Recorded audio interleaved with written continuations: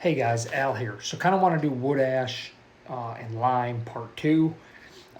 So I think I discussed in the first video, but if you just take wood ash straight out of your fireplace and just throw it onto the soil or around a fruit tree or whatever it might be, because you've been told or you've read that it's good for the soil, it's yes and no. So when wood ash is immediately burned down, it's actually CaO. So what that ends up being is it's fast release lime, and it has not yet converted to calcium carbonate. Um, so what happens is you have a fast release lime, which is a very high pH, which you might think, wow, that's great. We're going to really impact the pH quickly.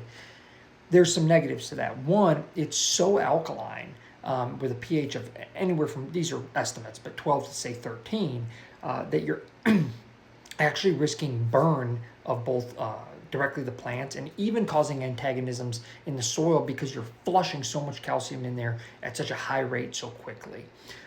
Versus if you take your wood ash and you let it sit outside, even if it's in a bag or a burn barrel or it's in a burn pit outside or something like that, and you let it weather just for a little while, what ends up happening is you actually end up getting obviously humidity, moisture, oxygen, and naturally that creates a chemical reaction and ends up creating calcium carbonate, which is more of a typical lime source.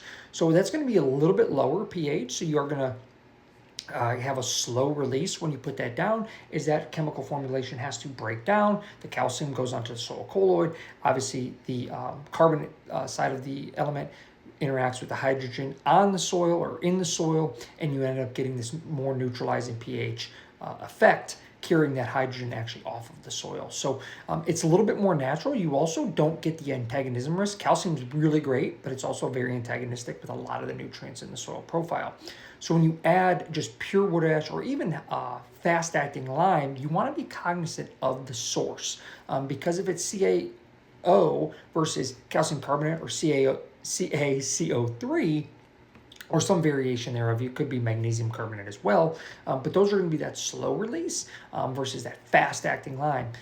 With the slow release, you can really apply almost any time. You really reduce the burn risk, obviously, depending on how much you're putting down.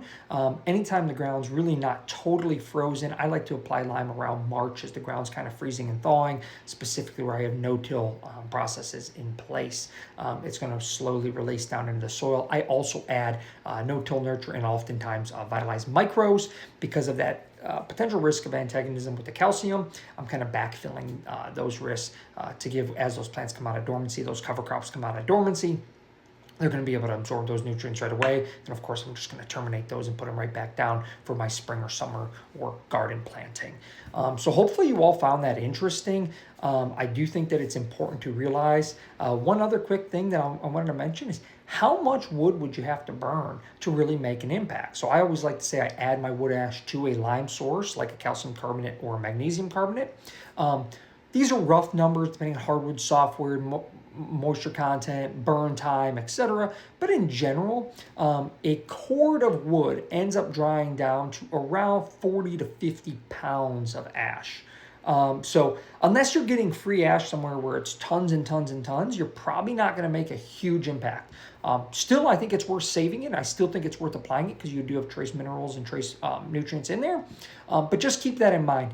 You're probably not applying enough to make a huge difference. So let it sit, let it turn into calcium carbonate, add it to your lime to get a little bit of a micronutrient trace element source, and it's just a good way to recycle kind of natural processes and get everything to feed the soil again. Hopefully you all found that interesting. This was wood ash part 2. If you guys like this stuff, check us out, vitalizeseed.com.